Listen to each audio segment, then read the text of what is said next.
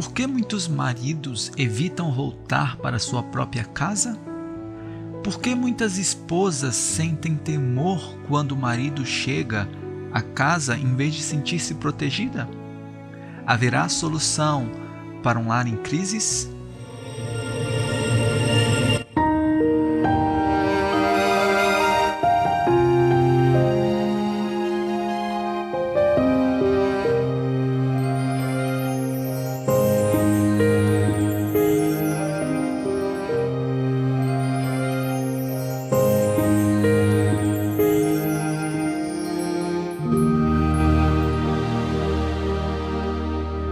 O sonho de cada família é ter sua própria casa, seu próprio refúgio. Quantos sacrifícios são feitos para realizar esse sonho de ter uma casa própria?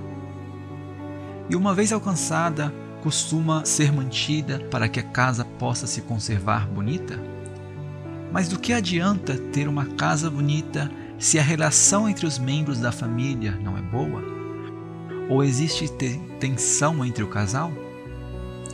Muitos até evitam voltar para casa porque não querem encontrar com o cônjuge. Os profetas aconselharam os reis e o povo dizendo: se o Senhor não edificar a casa, em vão trabalham os que edificam. Se o Senhor não guardar a cidade, em vão vigia a sentinela. Salmos 127, 1.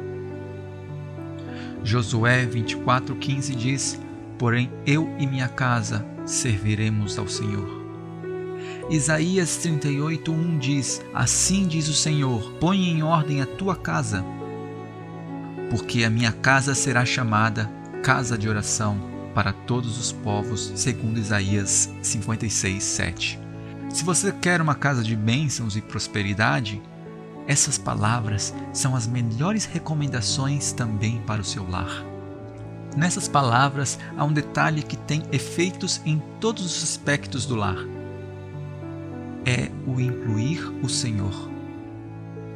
Então, Ele é o construtor e nós é o que servimos. Esta é a diferença entre o plano que Deus desenhou e os planos humanos. Imagina que você constrói uma casa, mas sem ter em conta as regras de construção do governo.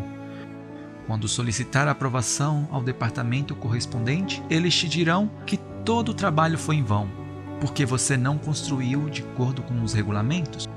Certamente exigirão que você refaça o trabalho antes de poder viver felizmente nessa casa. Deus também tem normas para o lar. Aplicar essas normas te dará como resultado em um lar feliz, com decisões que levarão a um bom propósito, cheio de expressões de amor verdadeiro, com comunicação que eleva, com sentimentos baseados em princípios divinos, com planos que são construtivos e ideais que carregam toques de felicidade, qualidade e paz. Todos nós queremos conhecer essas normas para obter bons resultados? Me lembro de um jovem casal na Áustria que tinha um menino e 2 bebês gêmeos recém-nascidos. Visitavam regularmente as aulas de culinária que oferecíamos à comunidade. Depois de observar minha família e a maneira como criamos nossos filhos, um dia o marido me disse: nós realmente gostamos de como você educa seus filhos. Tem algumas normas diferentes das demais. E vejo que você tem uma linha clara e sabe o que devem fazer e como devem fazer. Quero que minha esposa aprenda de você. Como sabem que a maneira de ensinar e educar é correta? Eles me deram a oportunidade de visitá-los pessoalmente e ler a Bíblia também, as normas que Deus deixou para cada lar cristão e também as normas de prosperidade. A sociedade, infelizmente, escolhe seus próprios caminhos, constrói seus lares sem consultar a Deus. Os jovens se deixam levar por suas emoções e procuram parceiros que lhe agradem aos seus olhos sem considerar os valores espirituais. E muitos deles, inclusive, decidem morar juntos sem se casar. Depois de verem a realidade da vida, se separam outra vez. Os sentimentos e emoções são afetadas por suas ações, que destroem sua aparente felicidade. Construir, segundo as normas divinas, significa sentar-se e estudar para conhecer sua lei. Todos os dias devemos nos sentar para ler a Bíblia em família. Também devemos nos comunicar com Deus como com um amigo que nos aconselha e ensina. E assim aprenderemos novos detalhes para levar para o lar adiante com alegria e segurança. Há famílias que talvez tenham escolhido um bom começo, mas esquecem rápido de Deus. A ânsia por dinheiro sufoca os bons valores. No início da manhã, levam seus filhos pequenos a alguém para cuidar, enquanto o pai e a mãe vão rumo aos trabalhos. Os momentos mais importantes para estabelecer valores eternos em mentes ternas e criar hábitos espirituais se descuidam porque não há tempo. Assim fala o Senhor dos Exércitos, dizendo: Este povo diz, não veio ainda o tempo em que a casa do Senhor deve ser edificada, diz livro de Ageu, capítulo 1, versículo 2. As mesmas respostas são ouvidas hoje quando alguns perguntam: quando se aproximará de Deus? Dizem: ainda não, mas vou pensar. Preciso terminar minha carreira. Quero arrumar meus papéis. Preciso procurar meu companheiro primeiro. Preciso consertar minha casa. Quando os meus filhos sejam grandes, quando eu estiver aposentado, e outras respostas. Você não acha que seria muito melhor que hoje você construa a casa de Deus em teu lar? Mas não percebemos de que deixar Deus fora do nosso lar significa uma vida de má qualidade, uma vida de baixo resultado. A Bíblia diz: semeais muito e recolheis pouco. Comeis, mas não vos fartais. Bebeis, mas não vos saciais. Vestivos, mas ninguém se aquece. E o que recebe salário, recebe o salário num saquetel furado. Isso diz o livro de Ageu, capítulo 1, versículo 6. Também diz: inútil vos será levantar de madrugada, repousar tarde, comer o pão de dores, pois assim dá ele a seus amados o sono. Salmos 127, versículo 2. As bênçãos de Deus vêm de colocar Deus em primeiro lugar em nossas vidas e de construir segundo a norma divina. Consegui uma casa no campo que precisava de reforma completa. Foi afetada em um canto por cupins. Esses pequenos animaizinhos, durante décadas, haviam comido lentamente uma viga de madeira em uma fundação. Me lembra de como Satanás está tentando minar os alicerces de muitos lares.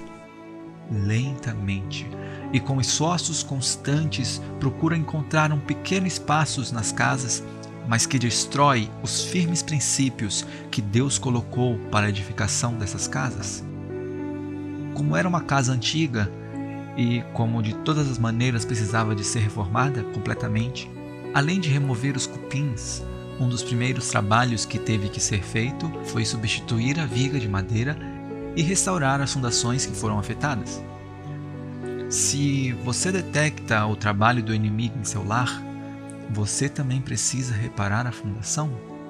Ainda que pareça incrível, com apenas um macaco hidráulico capaz de levantar 8 toneladas e um grupo de pessoas experientes, se pôde levantar pouco a pouco a casa e substituir essa viga de madeira danificada e restaurar a fundação.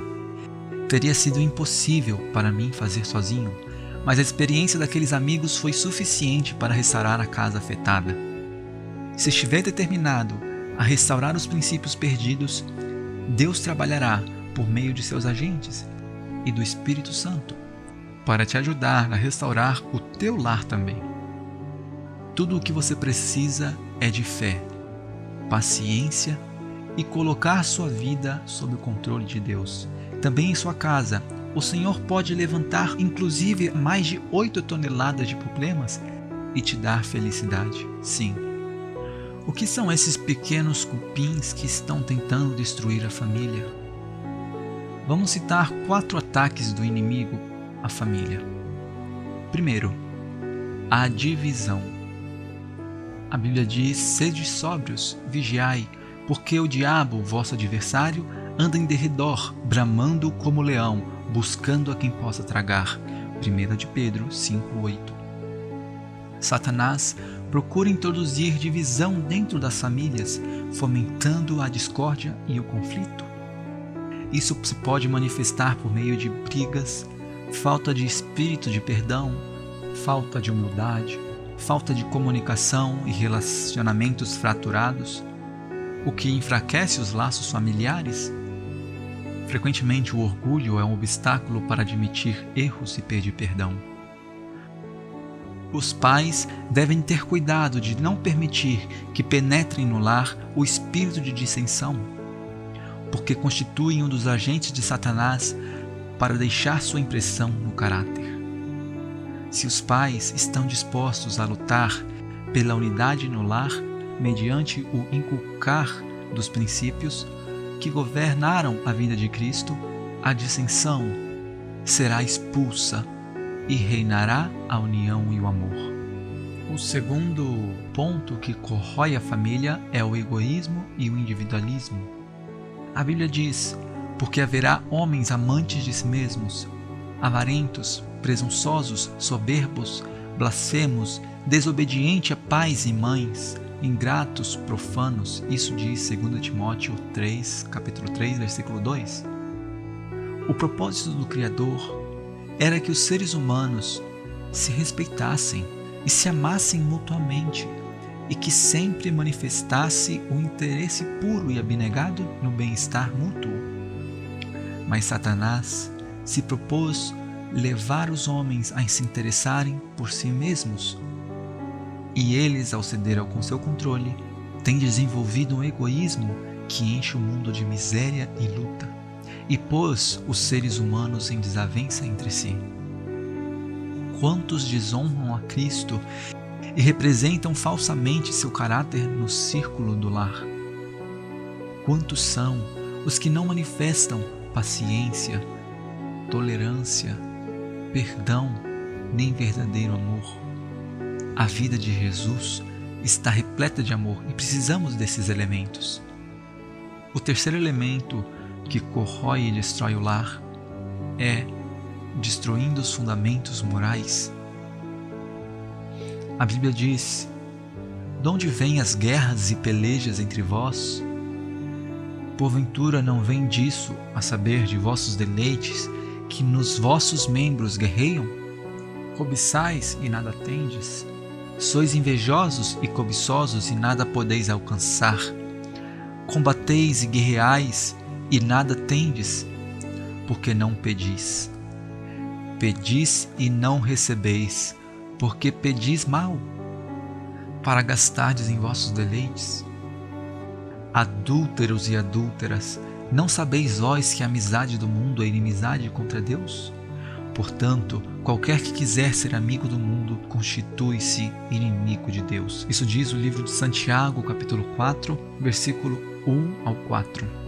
Satanás pretende romper os fundamentos morais dentro das famílias, promovendo os valores contrários aos princípios bíblicos.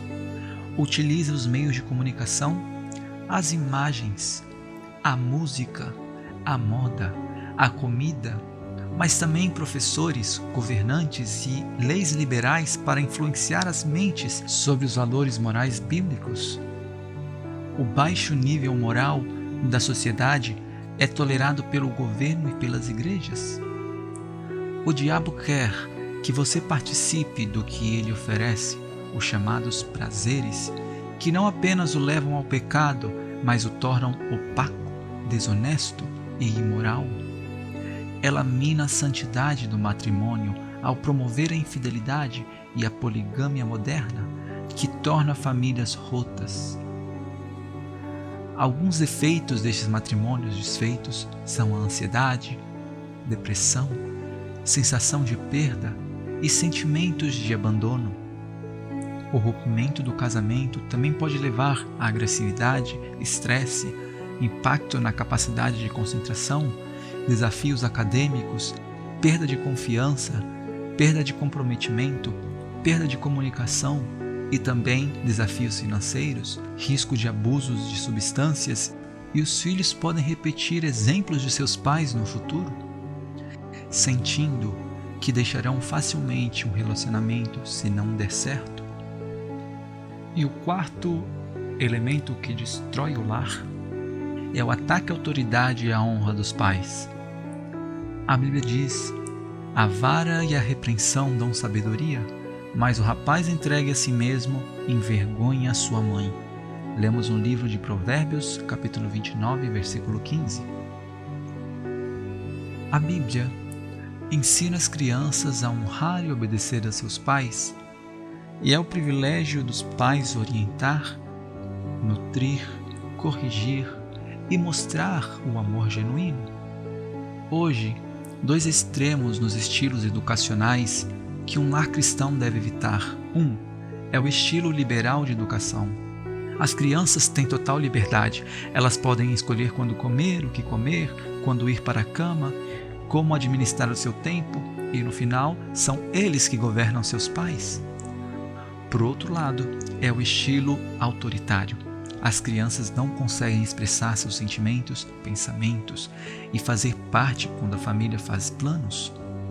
Ambos os estilos podem desenvolver crianças rebeldes. As crianças têm a natureza sensível, amorável. Facilmente se sentem contentes e facilmente se sentem infelizes. Mediante a disciplina gentil em palavras e atos de amor, a mãe pode unir os seus filhos ao seu coração.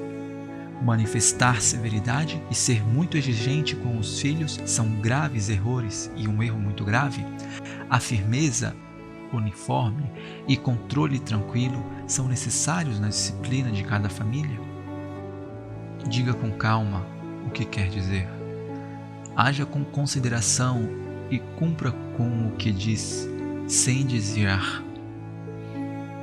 Com muita frequência, se cria um estado de rebelião no coração dos filhos devido à disciplina errônea dos pais, quando os filhos poderiam ter formado um bom e um caráter harmônico se tivessem seguido um curso de ações adequado. O plano original de Deus para o matrimônio e a família tem alguns elementos. O primeiro, unidade e compromisso.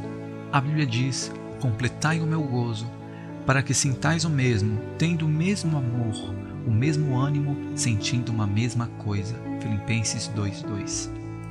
De acordo com o plano original de Deus, a família foi projetada para ser uma fonte de unidade e companheirismo. O vínculo entre os membros da família proporciona apoio emocional, amor e sentimento de pertencimento. Quanto mais intimamente são unidos os membros da família no que se tem que fazer no lar, tanto mais elevadora e servicial será a influência que exerçam fora do lar, tanto o pai quanto a mãe, os filhos e as filhas. Portanto, diz a Bíblia, deixará o varão o seu pai e a sua mãe, e se unirá à sua mulher, e serão ambos uma carne. Gênesis capítulo 2, versículo 24. O versículo aponta para a união sagrada entre o homem e sua esposa. A frase, portanto, deixará o homem o seu pai e a sua mãe, vemos aqui uma separação dos laços familiares para criar uma união nova e independente. O uso da palavra "e se unirá" significa um vínculo forte e inquebrável entre o marido e mulher, destacando o compromisso, a devoção e o amor, mas também a necessidade de fazer as coisas juntos no casamento. A frase "e eles se tornarão uma só carne" aponta para a profunda unidade e interconexão do relacionamento matrimonial, não apenas física ou financeiramente, mas também emocional e espiritual. Como segundo, o amor e sacrifício. O desígnio de Deus para a família enfatiza o princípio do amor e sacrifício desinteressados. Os membros da família são chamados a se amar uns aos outros como se amam a si mesmos. Cada parte da família prioriza o bem-estar dos outros, constrói confiança e aprofunda as conexões dentro da família. O livro de Efésios, capítulo 5, é o capítulo sobre o amor do marido e o respeito da esposa. O amor do marido, como se expressa? Atos de sacrifício. O marido pode demonstrar fazendo sacrifícios pelo bem-estar e felicidade de sua esposa e filhos. Isso podia envolver abrir mão de preferências pessoais, limitar o tempo no noticiário ou nas redes sociais, dar uma atenção para a família, saindo a passear ou beber alguma coisa juntos. Palavras de afeto e comunicação efetiva também são muito importantes.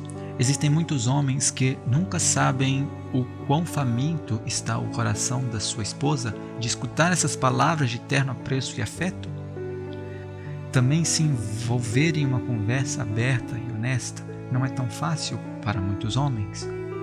Pode aprender fazendo perguntas abertas, como por exemplo, como você se sente sobre certo assunto? Ou você pode me ajudar a entender isso melhor? Tem alguma coisa que você precisa de mim agora mesmo? Ou como podemos trabalhar juntos para encontrar uma solução? Ou quais são os seus objetivos nisso? Você tem algo em mente sobre o qual gostaria que falássemos? E não se esqueça que ouvir a sua esposa é uma parte importante de uma boa comunicação no casamento. Também outros elementos são os atos de serviço. Gestos simples como ajudar nas tarefas domésticas, o cuidar dos filhos e outras responsabilidades demonstra disposição para aliviar os fardos da família. Mas também o respeito da esposa, afirmação e encorajamento, reconhecer e valorizar os esforços do seu marido, sejam ele grande ou pequeno, fortalecerá seus laços de amor. Muitas vezes as esposas não sabem como reconhecer os esforços de seus maridos, mas você pode dizer, por exemplo, admire sua bondade e generosidade.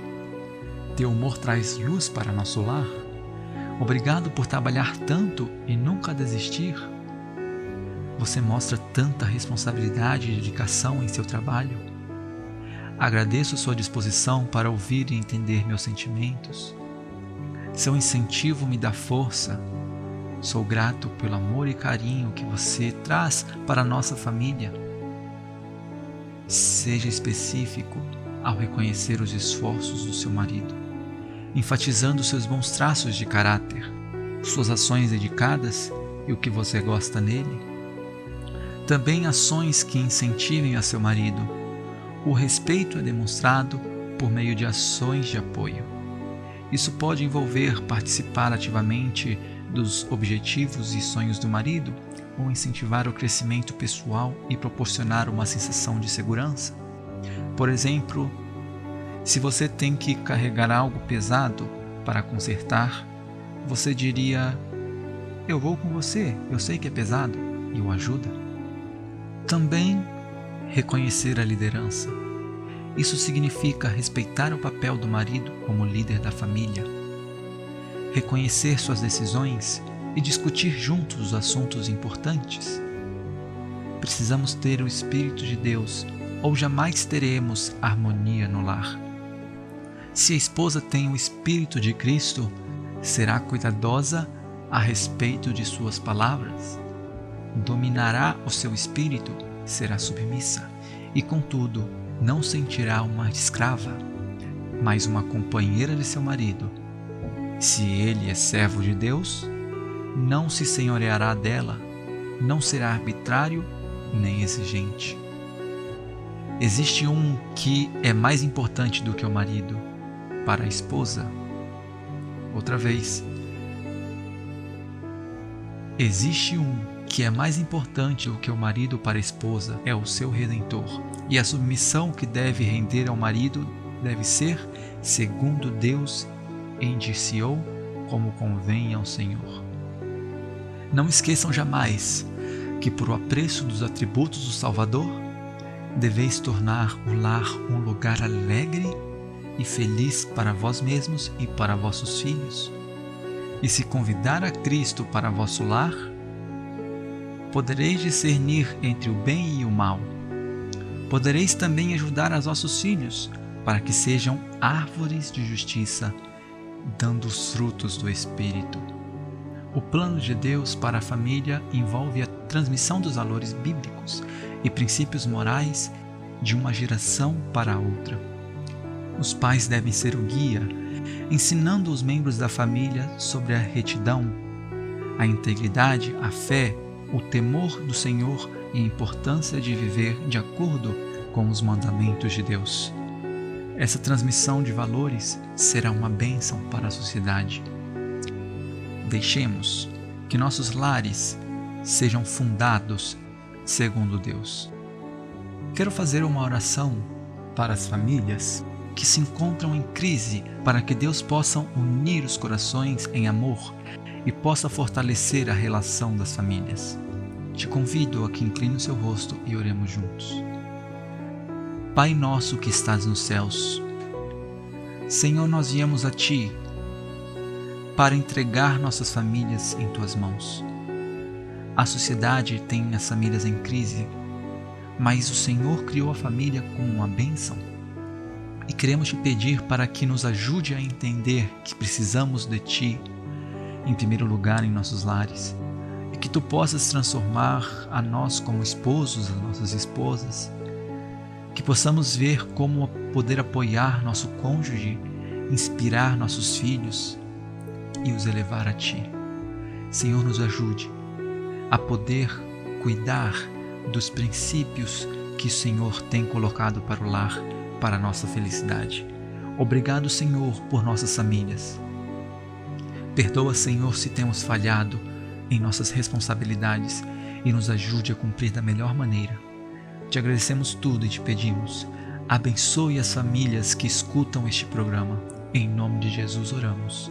Amém. Se você deseja crescer no conhecimento dos valores bíblicos, te recomendo se inscrever no Estudo Bíblico aos Pés de Jesus, no site www.labibliateneração.org. E não percas também amanhã o próximo e último tema dessa série, a identidade da família. Que Deus te abençoe.